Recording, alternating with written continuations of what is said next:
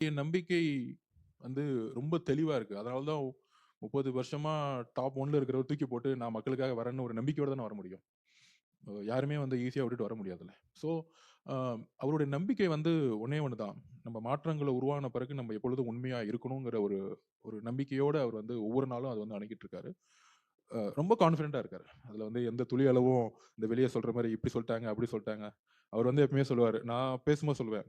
நீங்க ஆல்ரெடி பவர்ல இருக்கிற 2 கட்சிகள தாண்டி, நம்ம முதன்மை சக்தியா வரும்பொழுது, எல்லா அட்டாக்கும் உங்கள நோக்கி தான் வரும். நம்ம அன்காம்ப்ரமைஸ்டா நம்ம போம்பொழுது, எதிர்க்கட்சி, ஆளுங்கட்சி, ஒன்றியத்தில இருக்கக்கூடிய கட்சி எல்லாரும் அட்டாக் பண்ணுவாங்க. அதுக்கு ரெடியா இருக்கும்போது கேட்கும்போது, நான் நம்பர் 1 இங்க இருக்கிறேன்னா, அதுக்கு ஒரு பெரிய திக் ஸ்கின் வேணும்.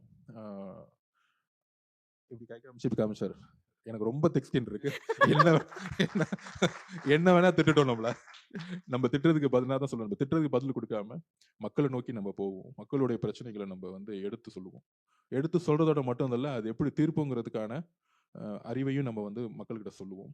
நம்ம வந்த பிறகு அது சரி செஞ்சுட்டோங்கிற உறுதிய நம்ம குடுப்போம். அந்த ஒரு பாஸ்ட், பிரசன்ட் அண்ட் ஃபியூச்சர் 3யுமே உள்வாங்கி ரொம்ப தெளிவா இருக்கிறாரு. அது என்ன தெளிவுங்கிறது உங்களுக்கு அவருடைய கமிட்மென்ட் முடிஞ்ச பிறகு தெரியும் எல்லாருக்கும்.